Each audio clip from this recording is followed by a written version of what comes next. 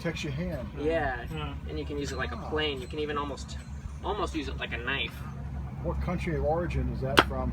It's originally Nordic, and so if you've ever, you're probably familiar with the Viking bearded axes. Yeah. Well, that wasn't originally a weapon. It was originally a woodworking tool. Yeah. And the whole point of that cutaway was, for one, you could choke up on it, and it would help you use it like a plane or a knife. And then, of course, the other thing was that you could actually pitch grip it like this, and then you could use it as a scribe.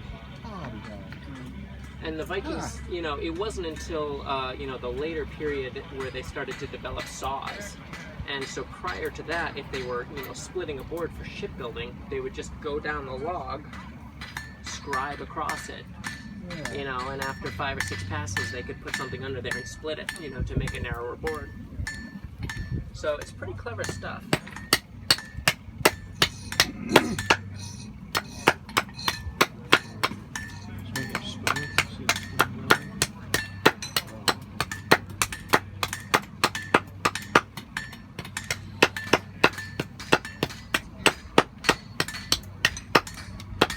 Once I get a little further on this, I can pass this axe around, and you can see that, just like this chisel that I had started here, this too is a laminated tool.